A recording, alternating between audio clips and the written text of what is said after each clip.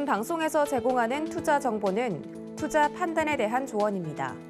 방송에서 제공하는 주식의 가치, 가격 상승 및 가격 하락에 대해서는 방송사에서 보장하지 않습니다. 여러분 안녕하십니까? 마감인방 60분의 승부 최슬기입니다.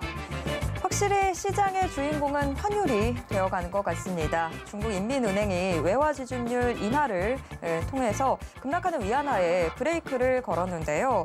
이에 따라서 무섭게 오르던 원달러 환율도 다소 좀 진정되지 않을까 하는 기대가 컸습니다만 지금 원달러 환율 다시 상승해서 장중 1375원 선을 기록하고 있습니다. 환율 태풍 속으로 들어가고 있는 지금의 이 증시 어떤 식으로 좀 대응을 하면 좋을까요? 잠시 후에 이야기 나눠보도록 하겠습니다.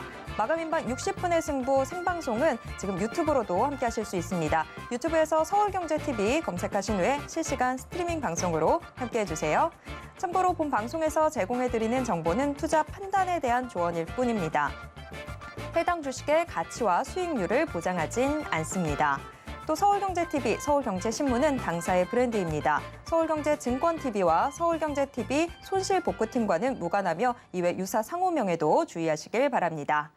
마감인방 60분의 승부 본격적으로 시작해 보겠습니다. 네, 앞서 말씀드렸던 대로 지금 원달러 환율이 또다시 오름세를 보여주고 있는 상황인데 이에 따른 투자 전략 함께 이야기 나눠보겠습니다. 스튜디오에 와이즈 경제연구소 차영주 소장님 모셨습니다. 소장님 어서 오세요. 안녕하십니까. 네. 어제도 또 지금 오늘도 원달러 환율이 계속해서 장중 연고점을 경신을 하고 있습니다. 환율 급등으로 인해서 지금 증시 역시 좀 지지부진한 움직임 보여주고 있는 상황인데 환율을 둘러싸고 굉장히 우려감들이 많이 나오고 있습니다. 소장님께서는 최근에 환율 좀 어떻게 보고 계신가요? 일단 상황이 결코 녹록지 않는 것 같습니다. 우리가 역사적 고점 수준까지 지금 와 있죠. 14년 전 수준, 14년 전에 뭐 하셨나요? 하여튼 14년 전 수준까지 지금 올라와 있다라는. 그러니까 이제 이게 최근에 이제 그 환율이라는 게 그 경제에 미치는 영향이 굉장히 큰데 우리가 쉽게 경험해보지 못한 지금 길을 가고 있다라는 게 상당히 안타깝죠. 14년이라는 기간 동안 한 번도 이런 일이 없었는데 이런 일이 벌어지고 있다라는 게 상당히 좀 안타깝습니다. 몇 가지 요소들은 있죠. 지금 달러가 강세를 나타내고 있다라는 거, 유럽 쪽이 안 좋다라는 거, 말씀하신 것처럼 중국과의 관계, 더군다나 여기서 지금 최근에 무역 수지의 계속 지속적인 적자 이런 것들이다라고 말씀드릴 수가 있겠죠. 문제는 속도라고 좀 보여져요. 여러분들 지금 환율 차트를 보고 있는데 굉장히 저게 만약에 주식 차트라면 굉장히 좋아 보이는 차트죠. 전형적인 상승 추세대에 있는 건데 문제는 저게 환율이라는 거죠. 저렇게 환율이 급등하게 된다라면 좋은 일도 있고 나쁜 일도 있는데 문제는 속도가 너무 가파르게 된다라면 적응할 시간이 없다라는 거예요. 이렇게 예를 들어 드릴게요. 안 좋은 것도 시간이 지나면 적응을 할 수 있는데 적응할 시간이 없는 거죠. 우리가 마치 불과 6월 달, 7월 달 생각하시면 될 것 같아요. 6월 달, 7월 달에 미국이 자이언트 스텝을 걷는다라고 해서 주식시장에 발작을 일으켰잖아요. 근데 지금 두 번이나 자이언트 스텝을 겪었음에도 불구하고 그리고 9월 달에도 금리를 올린다 하더라도 지수는 오히려 올라와 있어요. 그때보다.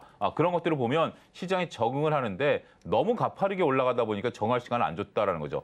우리가 불과 얼마 전만 하더라도 6월, 7월만 하더라도 1,350원 과연 뚫을까? 이런 생각들을 했었죠.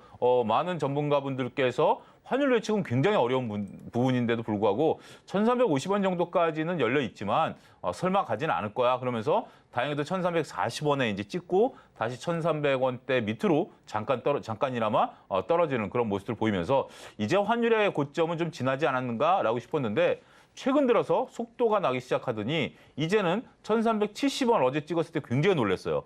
그런데 그러다가 종가 무렵에 좀 내려왔는데 오늘 아침만 하더라도 낮게 시작을 했거든요. 그래서 이제 조금 안정을 되는 거 아니야 싶었는데 다시 지금 1,370원, 저도 확인해 보니까 71원까지 지금 나타나고 있네요. 이런 부분들을 감안하게 된다라면 일단 중요한 건 그건 것 같아요. 앞서 언급드렸다시피 호재와 악재가 있는데 환율이 이렇게 움직일 때는 어떤 액션을 취하기가 어렵습니다.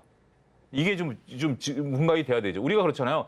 슬기 아나운서도 살다 보면 때로는 이렇게 막 흥분할 때가 있는데 그 흥분이 멈춰야 이성적인 판단을 하지. 지금 일단 머리가 아프고 상황 판단이 안 되고 있을 때는 어떤 투자 판단을 내리기가 어렵잖아요. 그래서 지금 증시가 상당히 방향성을 못 잡고 갈피를 못 잡고 있는 모습이 아니겠는가 설명을 드릴 수가 있겠습니다. 그러면 지금 오늘 시장 상황 자체도 네. 조금은 이런 부분들의 영향의 연장선상에 있다 이렇게 봐도 될까요? 어제도 시장이 장 초반에는 좀 좋은 모습 보여주다가 후반 들어서 좀 주저앉았었는데 오늘 지금 코스피도 계속해서 오전장에는 좀 오름세가 나오는 것 같았는데 지금 현재는 코스피도 약간은 좀 눌려 있는 듯한 분위기 나오고 있습니다. 이런 영향들 때문인 걸까요? 그렇죠. 외국인과 기관들이 좀 사고 있다에도 불구하고 지금 이렇게 맥을 못 추고 있다라는 거죠. 그래서 지금 종목별로 그리고 우리가 이제 얼마 전까지만 하더라도 환율이 이렇게 올라갈 때 태저 이방원이라는 종목들이 살아 있었어요. 근데 지금 태저 이방원들이 슬슬 힘이 빠지는 국면이잖아요. 그러다 보니까 상당히 좀 안타깝다라고 말씀드릴 수가 있겠죠. 한 가지 외국인들이 왜 살까요? 이 부분 한번 고민해 보셔야 된다고 보는데 지금 환율 베이스로 보면 지수가 2,300 정도입니다.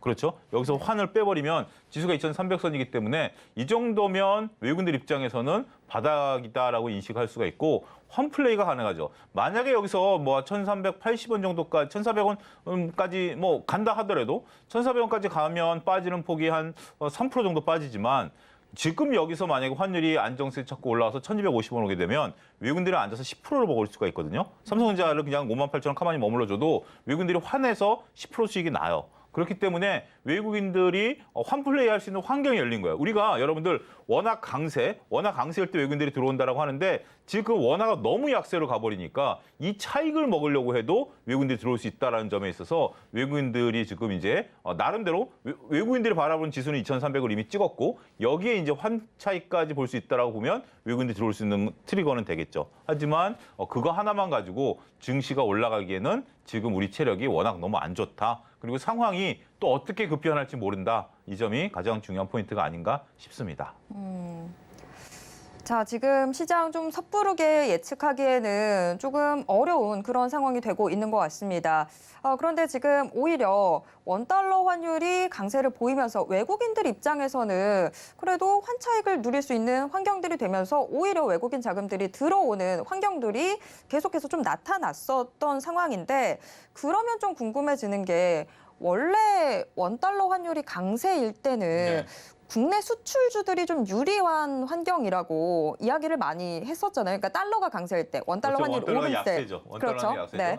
그런데 지금 보면 원래 우리나라 대표적인 수출 효자 종목이 반도체였는데 지금 반도체 수출이 좀 주춤하는 모습 나타나고 있잖아요. 지난달에 26개월 만에 반도체 수출도 뭐 감소세로 돌아섰다 이런 뉴스도 나왔고 그러면 이 환율, 이 원달러 환율, 이 달러가 강세가 되고 있는 지금의 이 흐름이 수출주에 유리했다라고 하는 과거의 공식이 지금도 좀 유리한 건지 이 부분이 좀 헷갈리거든요. 어떻게 이 보시나요? 부분을 이게 정확히 달러 강세라고 표현하시는 게 아니라 원화 약세를 봐야 되겠죠. 원화 약세일 때 우리 수출주들이 수혜를 본다라는 게 과거의 방식이었습니다. 이게 바뀐 건 없습니다. 지금 수혜를 보고 있는 종목도 있어요. 이 수혜를 보고 있는 종목도 있는데 자, 두 가지 포인트를 보셔야 됩니다. 첫 번째는 우리 똑같은 제품의 수출 경쟁력이에요. 예를 들면 우리 제품이 특히 이제 일본 제품과 많이 이제 부딪히는 부분이 있어요. 지금 이제 중국과 부딪히는 부분이 있는데 다른 나라 비해서 우리나라 통화가 약세를 보일 때 가격 경쟁력을 보인다라는 겁니다. 특히 이제 일본 같은 경우 예를 들어서 똑같은 자동차 우리나라의 그랜저와 미국 우리나라의 뭐 제네시스와 일본의 그 뭐죠?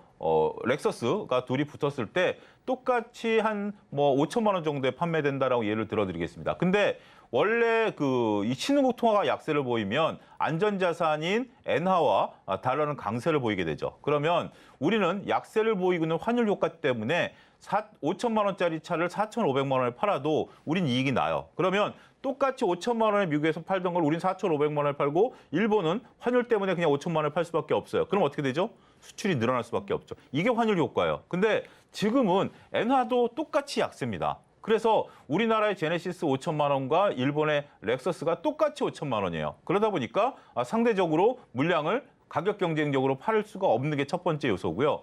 두 번째는 환율 효과 보고 있어요. 지금 우리가 현대차 같은 경우 이번에 판매량 같은 경우 8월 달에 미국에서 판매를 많이 했는데 영업이익은 많이 늘었어요. 그 이유가 뭐냐면 제네시스 기준으로 봤을 때 우리나라랑 미국이는 한 8천만 원 정도에 팔려요. 제네시스에서 이제 렉서스 비교하기 위해서 5천만 원에 말씀드렸는데 원래 가격이 8천만 원 정도에 팔리고 있는데 우리나라에서 현대차가 제네시스를 팔면 8천만 원이 돼요. 근데 미국에서 똑같이 8천만 원 가격표를 붙은 걸 달러로 받아서 국내 들어오면 1억이 되는 거예요. 지금 1,300원이. 왜냐하면 현대자동차가 올해 그 환율 목표치를 1,260원으로 잡았기 때문에 지금 1,370원이면 1억 판매 효과가 나타나는 거예요. 그러면 현대차의 이익은 어떻게 되죠? 증가할 수밖에 없겠죠. 그래서 지금 현대차 주가가 안 꺾이는 게 환율 효과를 보고 있는 거예요.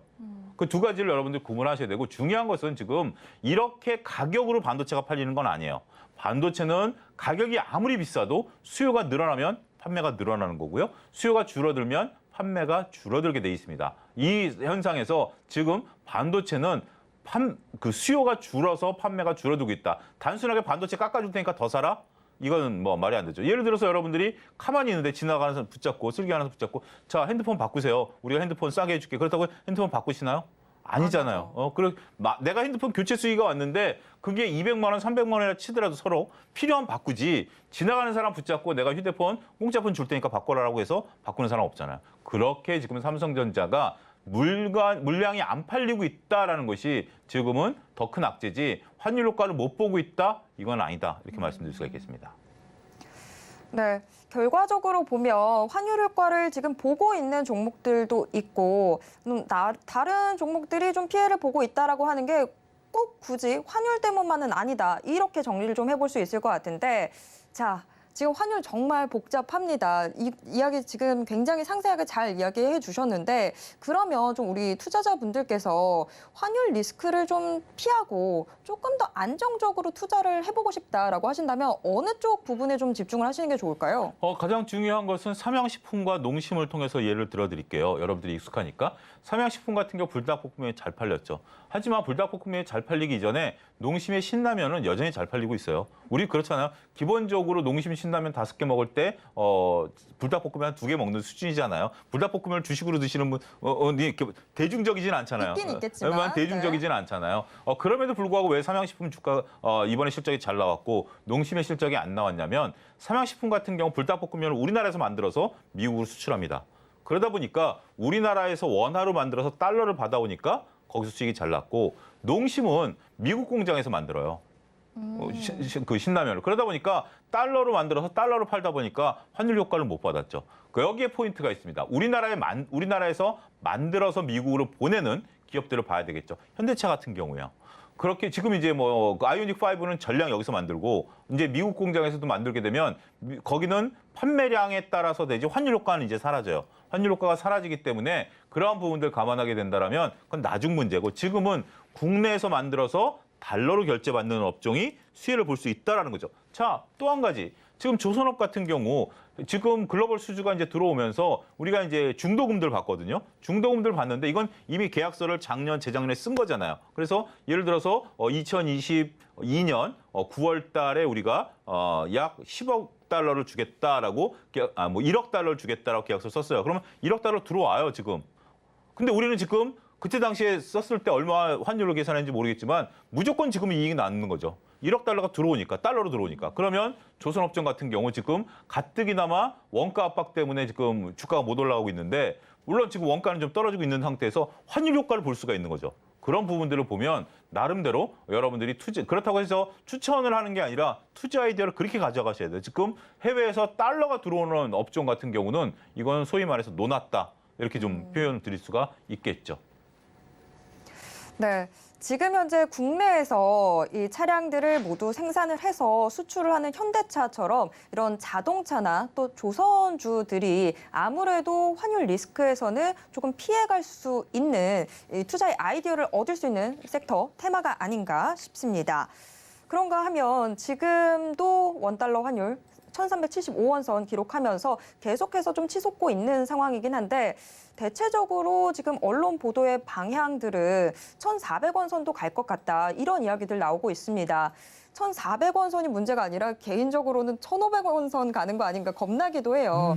그런데 예. 지금 이 환율에 있어서 이 환율의 방향을 좀 결정짓는 현재 요인들 어떤 것들이 있을까요? 환율을 방어하는 것은 지금 이제 몇 가지로 나눌 수 있는데 가장 큰 게 지금 이제 달러 인덱스죠. 달러 인덱스 같은 경우 달러 가격을 결정하는 그런 건데 미국의 유럽의 유로화하고 영국의 파운드화가 거의 70% 정도 차지합니다. 여기에 이제 프랑이랑 스위스의 크로네까지 합치면 그 정도까지 되니까 거의 캐나다 달러랑 일본 엔화 빼고 나면 다 유럽이에요. 그러니까 지금 유럽 경기가 안 좋잖아요. 유럽 경기가 안 좋기 때문에 유럽 경기가 안 좋으니까 유로화가 어떻게 되죠? 약세. 그러면 상대적으로 달러는 강세. 그러면 원화는 약세. 소위 말 쓰리 쿠션 지금 당하고 있는 거고요. 첫 번째. 두 번째는 일단은 지금 무역 수지가 5개월째 적자입니다. 이 무역 수지가 적자라는 것은 원화 약세의 대표적인 요소죠. 그런 부분들. 더군다나 지금 중국이 지준율 인하를 또 했어요. 그러면서 환율 방어에 나섰기 때문에 중국 위안화의 약세는 우리의 약세. 이런 요소가 된다 보니까 지금 전방위적으로 우리가 환율이 좋을 만한 그러한 요소는 아직까지 나타나고 있지 않다. 이렇게 좀 말씀드릴 수가 있겠습니다. 이번 주에 그런데 ECB 회의도 예정이 되어 있는데 ECB 회의에서 지금 거의 뭐 기준금리 인상에 대해서는 아무도 좀 이견을 제시를 하지 않고 있는 상황입니다. ECB 회의에서 기준금리 인상폭 자체가 어떻게 결정되는지에 따라서도 환율이 영향을 받게 될까요? 그렇죠. ECB 같은 경우도 지금 이제 그러니까 금리를 좀 올릴 수밖에 없다라고 좀 보여지는데 그런 금리를 올린다라는 것은 역설적으로 지금 이제 유럽 금리 경기가 좋아서 올린다기보다는 미국과의 격차를 줄이기 위해서 올리는 거 아니겠습니까? 지금 페널티가 깨졌어요. 그러니까 이 1유로가 1달러가 돼야 되는데 그게 지금 깨진 상태에서 지금 이제 계속해서 달러 강세를 따른 효과를 막기 위해서 유로화가 올리긴 하는데 그런 부분들도 우리 환율에게는 그렇게 긍정적인 요소는 아니다. 이렇게 좀 말씀드릴 수가 있겠습니다. 환율 정말 그러면 지금 첩첩산중에 네. 그런 양상에 들어가 있는 모습인데 자, 환율 그러면 재차 계속해서 뭐 오늘도 이미 연고점을 경신했습니다만 재차 연고점을 경신을 하게 된다면 리스크 대응이 필요하게 되는 섹터가 어떤 섹터라고 보시는지 여기에 따른 투자 전략 좀 세워주시죠. 전반적으로 봤을 때 일단 약세를 나타날 수 있는 것은 그 수입이 많은 그런 게죠. 원자재라든지 지금 원자재 가격이 글로벌 원자재 가격이 좀 다행히도 지금 뭐 하향 안정세를 나타내고 있는 상황이지만 이거를 이제 원화로 계산하게 된다라면 우리가 이제 달러로 글로벌 결제는 다 대부분 달러로 하니까 달러로 결제하게 되면 원화를 줘야 되잖아요. 단순하게 이렇게 얘기하죠. 한 달 전에 1,250원 줬던 건 1,330원 줘야 돼요. 10% 더 줘야 됩니다. 지금 여러분들 주위에 그 미국 같은 데 유학 보낸 자녀분들 계시면 정말 뭐 난리도 아니랍니다. 지금 저도 유튜브를 통해서 보니까 미국 현지 유학생인데 부모님이 똑같은 돈을 보낸대요. 거기는 똑같은 돈을 그러니까 이제 한국 기준으로 달러 기준으로 보냈으면 상관이 없는데 한국 기준으로 보내니까 상당히 어렵고 더군다나 지금 뉴욕도 물가가 장난이 아니다 보니까 지금 굉장히 좀 어려운 현실을 하고 있는데 우리 수입 기업도 마찬가지예요. 지금 우리 무역 수지 적자가 나타났었던 원인 중에 하나가 물론 반도체를 못 판 것도 있습니다만 똑같은 원유를 지금 이제 우리 원유나 천연가스 같은 경우 장기 계약을 맺어가지고 글로벌 가격 급등에 그렇게 크게 영향을 안 받아요. 지금 천연가스 가격이 급등한다 하더라도 우리는 문재인 정부에서 이거를 20년 장기 계약을 맺어가지고 그때도 이제 여러 가지 얘기가 있었습니다만 우리는 그냥 장기 계약 맺어서 굉장히 낮은 가격에 들어와요. 근데 낮은 가격에 똑같이 예를 들어서 우리가 우리나라 돈으로 100억을 줬다라고 하면 지금은 110억을 줘야 되는 거죠. 그만큼 무역 수지가 그만큼 적자가 된다라는 어떤 그런 형식을 우리가 보게 된다라면 수입이 많은 기업들은 좀 피해야 되고 역설적으로 수출을 많이 해서 달러를 벌어들이고 있는 기업들은 긍정적으로 봐야 되는 그 상황을 여러분들이 잘 보셔야 된다. 한 가지 중요한 것은 들어와서 이것을 단순하게 내수로 판매하는 거. 오히려 식자재 같은 경우는 지금 식자재라기보다는 어떤 2차전지 소재 같은 경우도 그 글로벌 가격이 올라가니까 이런 것도 아무리 좀 부담 압박이 좀 되겠죠. 그래서 이런 것들을 판매가에 전입시킨다라면 다행이지만 판매가에 전이시킨다라는 것이 쉽지 않은 지금 환율 베이스로 올라간 걸 가지고 전이를 시킨다? 얼마 전에 한 번 올렸잖아요, 다 가격을. 그때는 원재까지 급등했기 때문에 올린 건 이해가 되지만 환율 때문에 올린다라는 것은 상대방이 잘 안 받아줘요. 왜냐하면 글로벌 가격이 올라간 것은 그래 올라갔다라고 하지만 환율 때문에 올라간 건 야 환율 떨어지면 그럼 가격 내릴래? 거기에 오케이를 해줘야 올려주죠. 그렇잖아요. 환율이란 게 지금 1,370원에 굉장히 우리가 겁을 내고 있는데 저거 언젠간 내려와야 되는 거거든요. 그러면 그렇다고 해서 가격을 올릴 수 없다라고 보면 단기적인 자금 압박을 받을 수밖에 없다 말씀드릴 수가 있겠습니다.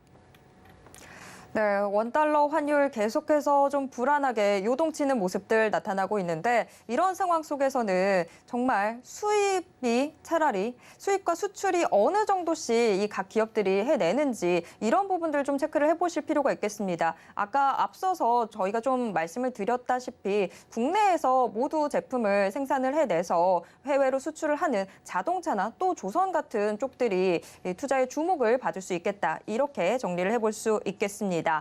자, 그리고 한 가지만 더 좀 질문해 보도록 하겠습니다.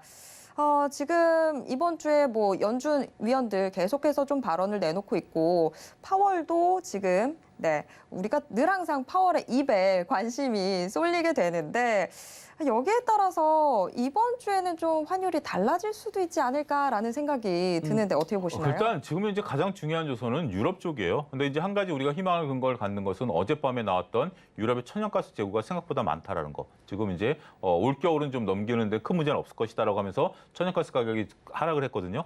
그러면 지금 이제 올 겨울에 난방비 지출액이 그렇게 생각만큼 안 나가게 된다라면 유럽 경기가 좀 살아날 수 있고 그러면 유로 가치가 올라가면 달러 가치가 떨어지겠죠. 그래서 그 부분은 우리가 좀 보긴 해야 되지만 일단 중요한 것은 환율 예측이 불가능한 것 중에 하나가 많은 환 전문가들도 예측하는 게 너무 많은 요소들을 가지고 있기 때문에 일단 숫자 자체가 멈춰야 돼요. 지금 오늘 조금 하락하려다 다시 올라가잖아요. 이게 왜 가느냐 솔직히 외환 전문가들한테 오늘 뭐 100이면 100 자꾸 물어봐도 다 100가지 얘기밖에 안 나오는 상황이에요. 그래서 일단은 숫자가 멈출 때까지는 어떠한 예단도 하기 어렵다. 지금 파월 의장 한마디 가지고 환율이 꺾일 정도라면 이렇게까지 안 왔죠.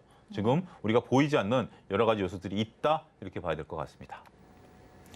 네, 어쩌면 지금은 조금 몸 사려가면서 이 투자 전략을 가다듬어 보는 편이 좋을 것 같습니다. 자, 이 원달러 환율과 관련한 이 투자 전략 이야기들 함께 나눠봤습니다. 지금까지 차영조 소장과 함께했습니다. 소장님 고맙습니다. 감사합니다.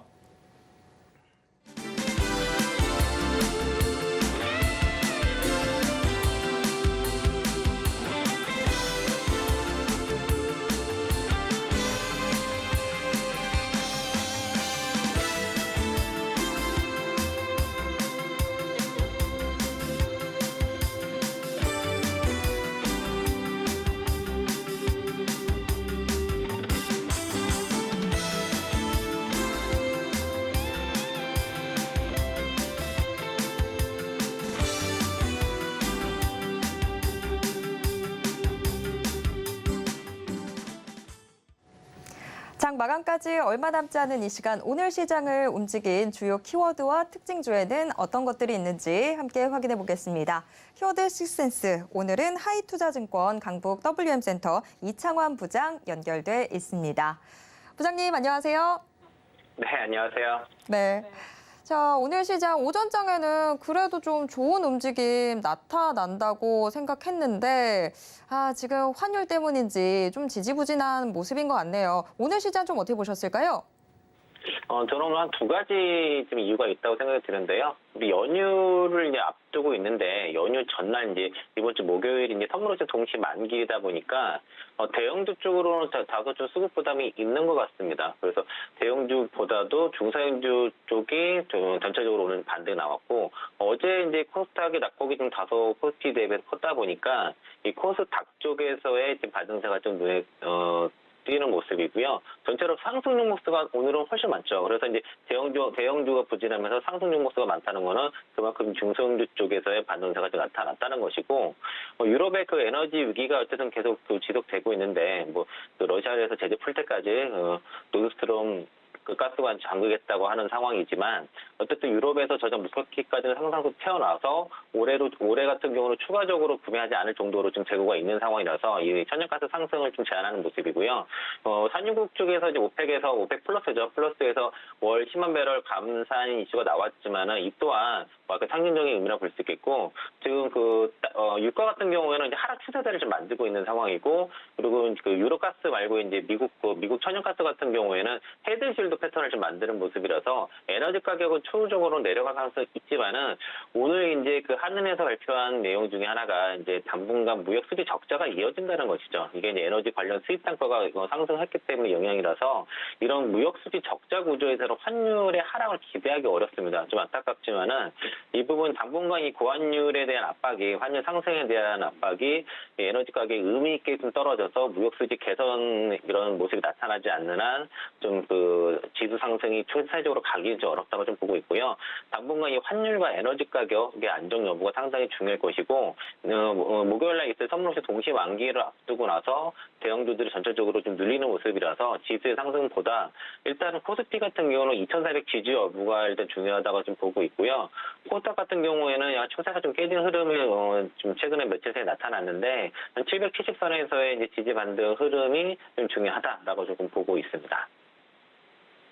네, 확실히 코스피가 좀 2,400선이 탄탄하게 지지되는 모습을 보여줘야 될 텐데 여러 가지 상황이 참 녹록지 않은 것 같습니다. 게다가 지금 추석 연휴까지 다가오면서 시장 더더욱 지지부진한 움직임 보여주고 있는 상황입니다. 자, 오늘 시장 일단 한마디 들어봤고요. 오늘 시장을 움직인 주요 키워드에는 어떤 것들이 있는지 화면을 통해서 확인해 보겠습니다. 키워드 식센스 6개의 키워드 확인해 보겠습니다. 정유주가 오늘 또 꿈틀대고 있는 모습인데요. 오펙 플러스에서 감사한 결정 이야기 나오면서 정유주 시장의 주목 받고 있습니다. 한편 일본 여행 회복세 이 기대감 커지면서 여행주들 역시 지금 키워드로 올라와 있고요. 애플 XR 기기 시장에 주목받고 있습니다. 애플을 비롯해서 최근 빅테크 업체들의 XR 시장 진출이 가속화되고 있는 상황인데요. 이에 따라서 현재 이 키워드 역시 올라와 있습니다. 태양광 연일 계속해서 시장의 주목을 받고 있는 테마 중에 하나인데요. 유럽에서 지금 에너지 대란으로 인해서 태양광 수요가 급증할 거라는 이야기 나오고 있습니다. 노루그룹주는 지금 지분 경쟁설에 휩싸이면서 시장의 주목 받고 있고요. 태풍 흰남노 이 관련주들 약세 보여주고 있습니다. 흰남노가 지금 우리나라를 빠져나가면서 연일 강세 보였던 관련주들은 지금 다시 주춤한 모습입니다. 그럼 오늘 시장의 특징주 확인해 보도록 하겠습니다. SK이노베이션, 하나투어, 뉴프렉스를 비롯해서 6개의 종목이 특징주로 올라와 있습니다. 이 중에서 좀 더 깊게 들어가 볼 세 종목 확인해 보겠습니다. 하나투어, 뉴프렉스, 한화솔루션이 뽑혔습니다. 네, 오늘 시장의 인기 키워드 모두 공개됐습니다. 일본 여행 회복세로 현재 강세를 보이고 있는 여행 관련주, 또 애플의 XR 기기 출시 기대감이 한껏 부풀고 있는 상황인데요. 이 키워드도 올라와 있고요. 또 여전히 시장을 주도하고 있는 태양광 역시 오늘의 키워드로 뽑혔습니다. 각각 특징주로는 하나투어, 뉴프렉스, 한화솔루션이 선정이 됐는데요. 우선 하나투어부터 이야기 나눠보도록 하겠습니다.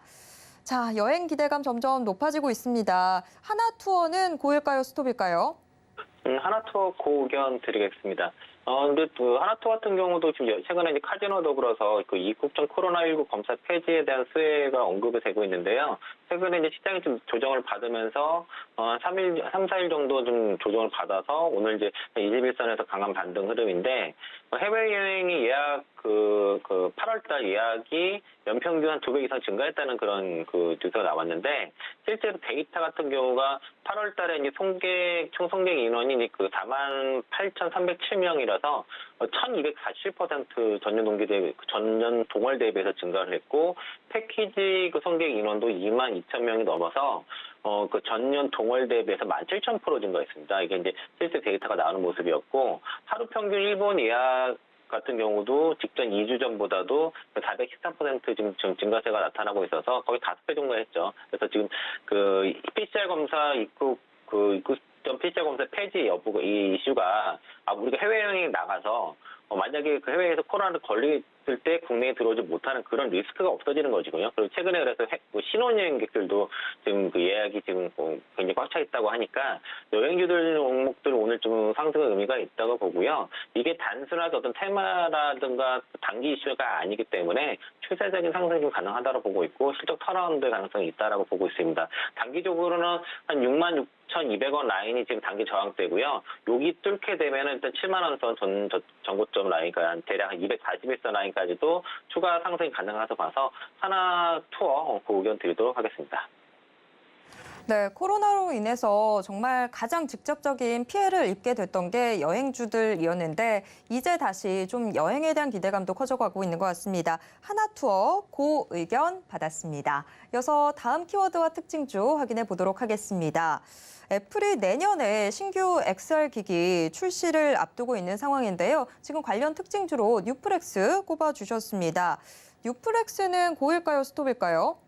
뉴플렉스는 이제 스탑 의견 드리겠고요. 이제 뭐 이유는 짐작하시겠지만은 주가 상승이 너무 과도하다는 것이고 오늘 지금 20%가 넘는 급등이 나오고 있는데 최근에 얘가 이제 대략 한 4,600원에서부터 지금 오늘 장중 최고점이 9,400원이거든요. 불과 한 달도 안 된 사이에 이렇게 올랐는데 단기 과열이기 때문에 쫓아가는 어렵고 그냥 분할 차이 의견 좀 드리도록 하겠습니다.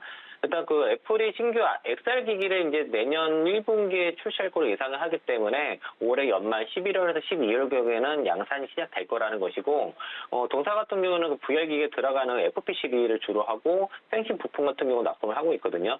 애플뿐만 아니라 메타에서도 그 VR 기기를 좀 만들기 때문에 여기에 대한 기대감도 있고요. 실제로 그 시장 조사 업체 그 카운터 포인트 리서치 같은 경우에는 그 글로벌 XR 기기 출하량이 작년에 그 1,100만 대에서 2025년도에는 그 1억 500만 대까지 좀 증가할 거로 봐서 이 XR 시장의 지금 그 급등세가 좀 예상이 된다라고 보고 있고 최근에도 그 뉴플렉스가 그 리포트도 나와서 이 XR 기기 대표 수혜주라고 언급이 되면서 좀 그 급등세가 나타나는데 일단 단기 가액권에 있는 만큼 차익 관점에서 의견 드리도록 하겠습니다. 네, 뉴플렉스 일단은 스톱 의견 나왔습니다. 최근에 너무나 좀 급하게 오르는 모습들 보여주고 있는 상황이다 보니까 일단은 좀 한숨 돌리고 가는 편이 좋을 것 같습니다. 스톱 의견 나왔습니다. 자, 그러면 다음 키워드와 특징주 확인을 해보도록 하겠습니다.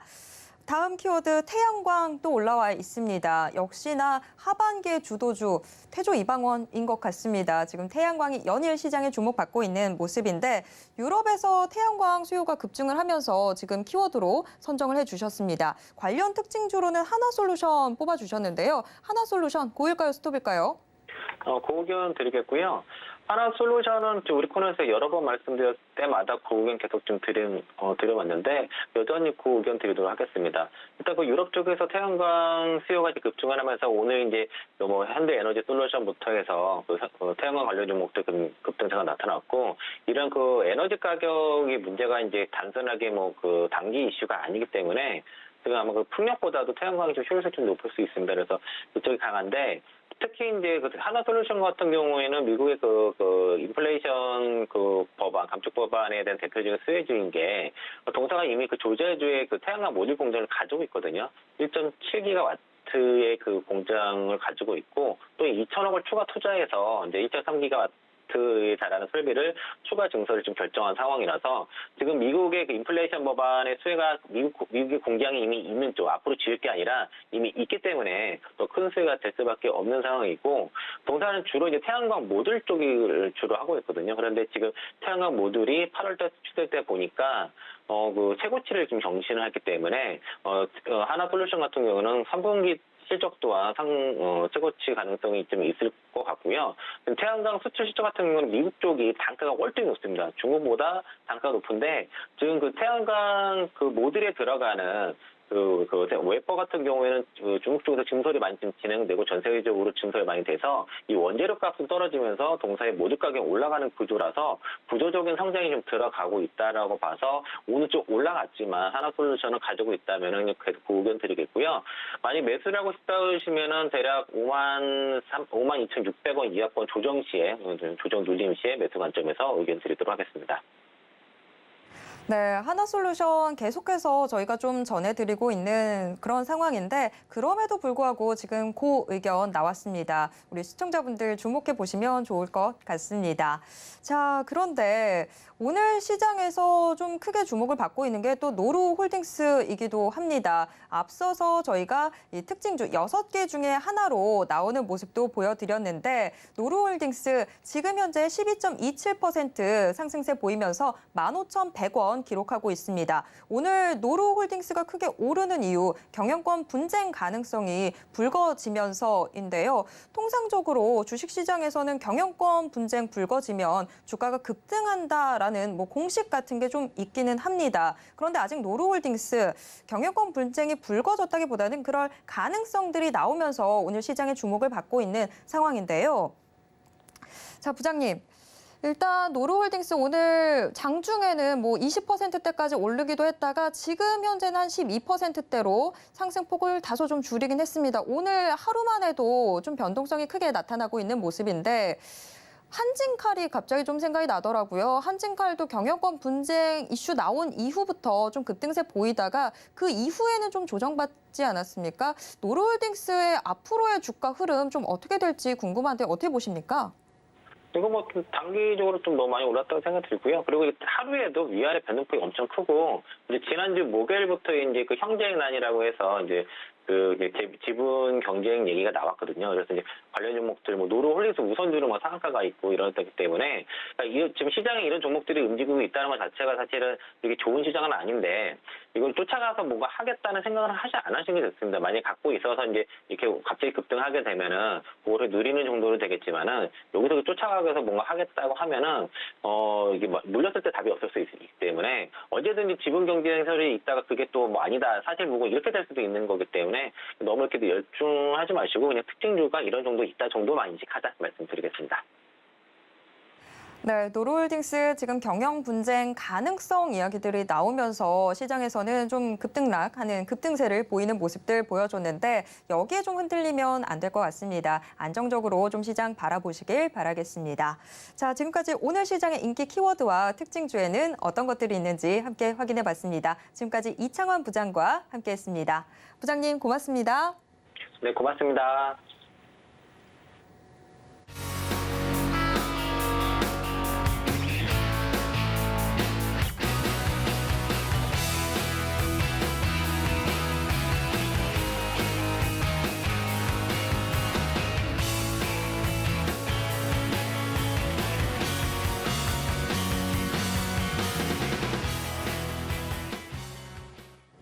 네, 이제 장 마감 정말 임박했는데요. 현재 동시호가 상황 어떻게 전개되고 있는지 화면을 통해서 확인해 보겠습니다.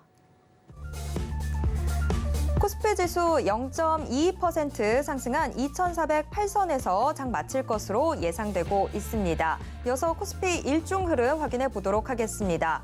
코스피 오전장에 2,422선까지 올랐는데요. 하지만 달러가 다시 강세를 보임에 따라서 코스피 현선물 외국인 자금 이탈 심화되고 있습니다.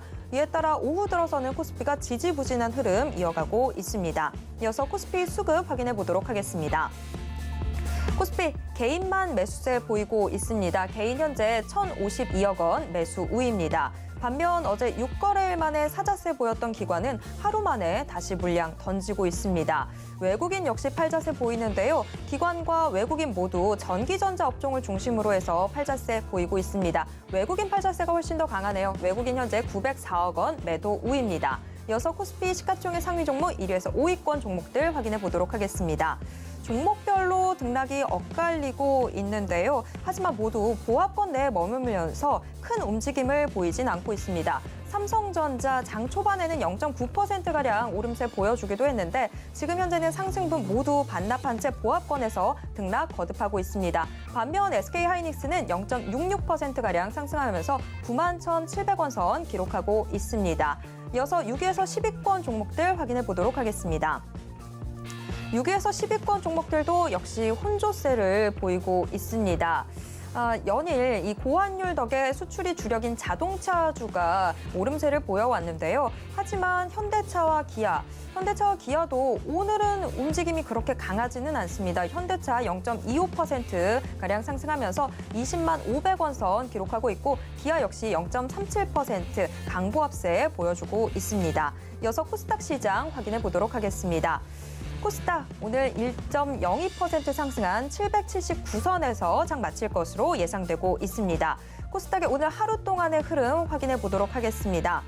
코스닥이 그래도 코스피에 비해서는 상대적으로 안정적인 모습입니다. 장중 내내 빨간불 켜고 있는 데다가 오후 들어서도 계속해서 좀 힘을 내주고 있는 모습입니다. 4거래일 만에 반등에 성공할 수 있을지 좀 더 지켜봐야 되겠습니다. 자, 이어서 코스닥 수급 확인해 보도록 하겠습니다. 역시 수급도 코스피와는 정반대인데요. 현재 기관과 외국인이 이 매수세를 보여주고 있습니다. 기관 512억 원, 외국인은 627억 원 물량 담고 있습니다. 이어서 코스닥 시가총액 상위 종목 1위에서 5위권 종목들 확인해 보도록 하겠습니다. 코스닥 시장도 이 상위권 종목들 혼조세를 보여주고 있는데요. 셀트리온 헬스케어 0.43%가량 상승하고 있는 반면에 LNF는 오늘도 또 둔한 움직임 나타나고 있습니다. 약보합세 기록하고 있고 HLB가 거의 1% 가까이 하락하고 있습니다. HLB 46,450원 기록하고 있는 모습입니다.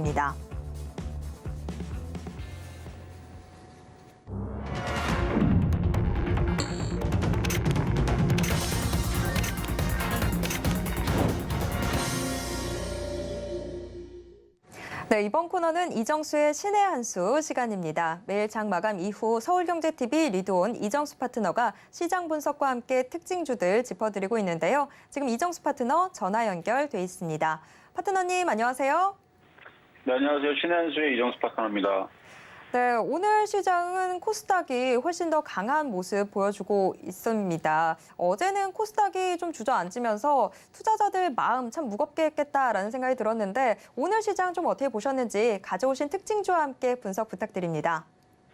네, 자, 오늘 시장은 사실 어제 이제 유럽 선물이 너무 이제 안 좋게 흐름이 나와서 잘못하면은 유럽 시장이 박살이 나면은 그러면 추석 전에 한번 종목들 한번 깔끔하게 밑으로 깔끔하게 밀어버리게 되면 여러분들은 아주 그냥 등에서 땀이 엄청나게 나겠죠. 왜냐면 여기서 만약에 유럽 시장이 어제 급락이 나왔다면 한 4% 빠졌다면 현금 갖고 있는 사람들은 굉장히 좋았을지도 몰라요. 왜냐면 추석 이후에서 그러면 굉장히 싸게 종목들을 만나볼 수가 있었거든요. 근데 어제 유럽 시장이 그 자리에서 급락을 시킬 수 있는 상황이었는데도 불구하고 급락을 시키지 않고 아래 꼬리를 달았습니다. 전반적으로 유럽에 있는 대부분의 나라들이 다 그런 식으로 마감이 됐는데요.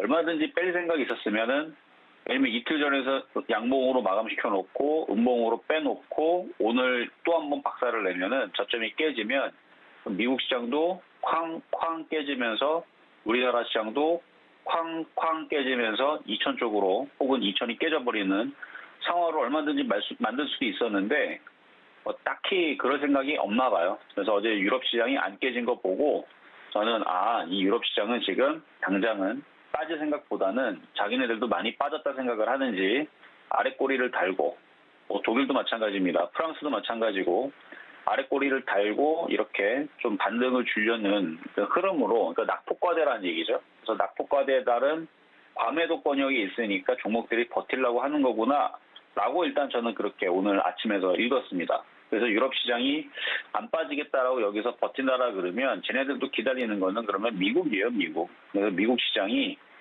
반등 주기를 계속 기다리고 있는 거거든요. 이미 빠지기는 많이 빠졌고 그럼 이제 미국 시장이 유럽 시장이 안 빠지고 잘 버텨줬으니까 이제 얘네들만 이제 여기서 버텨만 주면 됩니다. 이게 버텨만 주면 조금이라도 반등을 줘도 어쨌든 여기서 밑으로 크게 미국 시장이 1,500을 깨지 않겠다라는 의지만 보여주면 되는 거거든요. 그래서 지금 얘네들도 어느 정도 빠졌고 오늘 밤은 얘네들이 좀 버텨주는 모습으로 그러니까 유럽 시장이 버텼으니까 일단 그렇게 보는 건데 거기다가 미국 시장이 만약에 오늘 크게 깰 생각이 있었으면 오늘 우리나라 시장이 업종의 대표주 예를 들어서 현대건설, 현대차 그다음에 삼성전기 등등 종목들이 많죠. 고려아연 등등 해가지고 동국제약도 있을 거고. 그래서 업종의 대표주들을 쭉 살펴보면요. 여기 지금 왼쪽에도 오른쪽에도 지금 이렇게 보고 있는데 일단 이렇게 강하게 움직이는 게 있을 수가 없어요. 이렇게 움직이면은 안 되는 겁니다. 지수가 2000이 깨질 건데 이렇게 강하면 안 돼요. 그리고 마찬가지 지수가 2000이 깨질 건데 삼성중공업처럼 현대미포조선처럼 조선주 이렇게 살려놓으면 안 됩니다. 이것도 말이 안 되는 거고 지수가 2000이 깨질 건데 현대차 너무 강해요. 수급도 너무 좋고 계속 외국인들이 맨날 주워 담거든요. 사모펀드도 매수가 계속 들어오고 그러니까 이런 애들이 한둘이 아니에요 지금. 그래서 자동차 부품주 업종들도 오늘 강했고 그리고 방산주들 여전히 강하죠. 방산주들도 여전히 강하고. 그래서 지금 어제 유럽 시장이 깨지지 않았다는 거에서 일단은 눈치를 좀 채보면 얘네들이 지금 많이 빠졌기 때문에 별로 지금 빠질 생각이 없구나. 일단 저는 그렇게 판단을 다시 하게 되었고, 그리고 외국인들도 주식을 그렇게 많이 갖다 던지지도 않습니다. 장 끝나고 나서 선물지수가 계속 튀어오르는데 아무래도 나스닥 선물지수가 조금 더 좋아지는 쪽으로 움직이고 있어서 그런 거겠죠.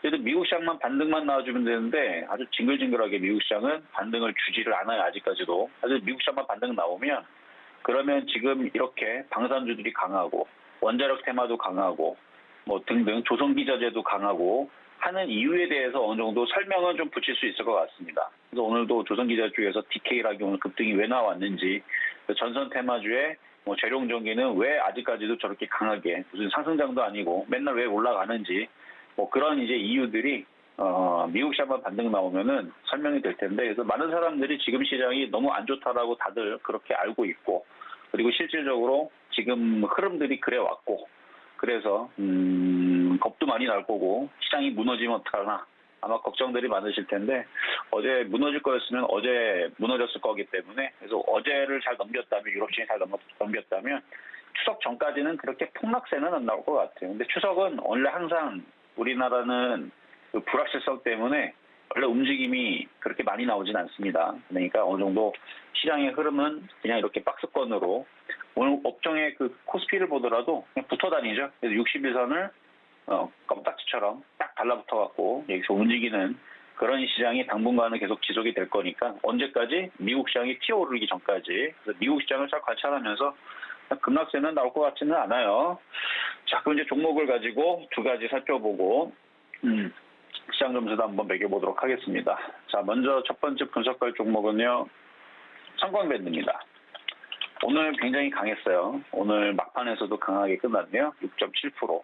여전히 계속 사주고 있는 기관들 수급 때문에서라도 이거는 계속 버텨주고 있는 것 같은데, 조선기자재입니다. 원전 테마에도 포함이 되지만 일단은 조선기자재, 피팅산업, 앞으로의 뭐 슈퍼사이클 얘기도 나와주고 있고, 오늘 삼성중공업하고 대우조선해양이 LNG선에 대한 수주 소식을 전해왔습니다.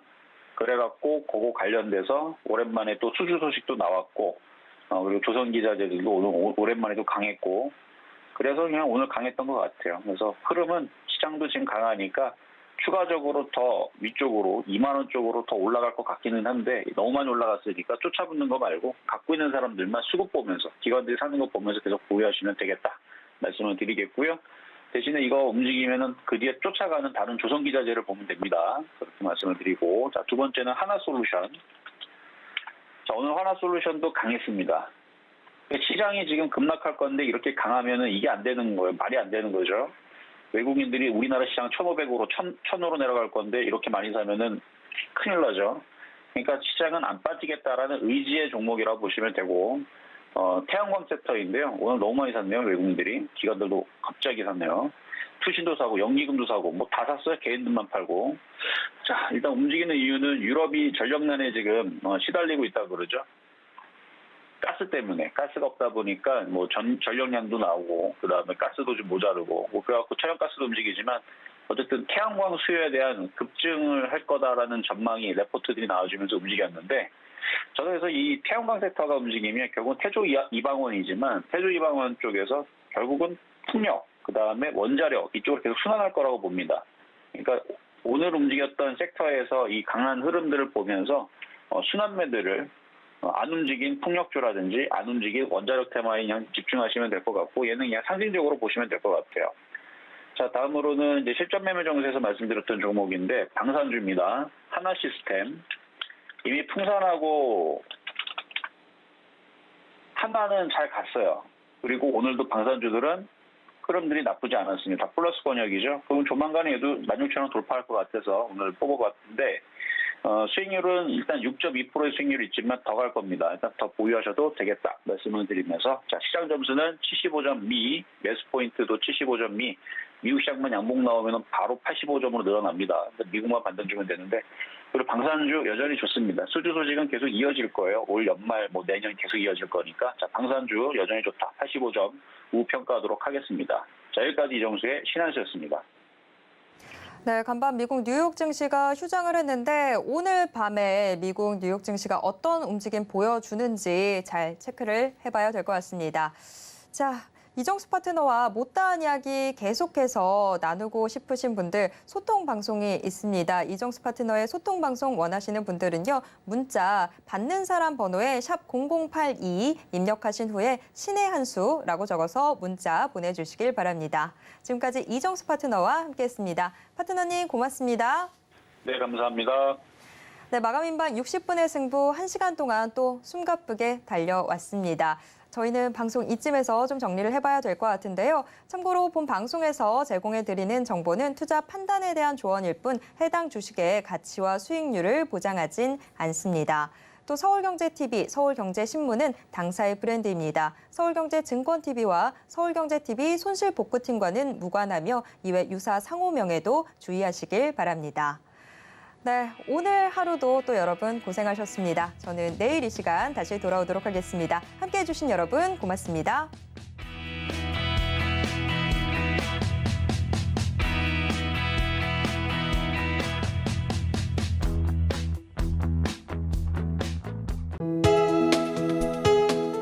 본 방송에서 제공하는 투자 정보는 투자 판단에 대한 조언입니다.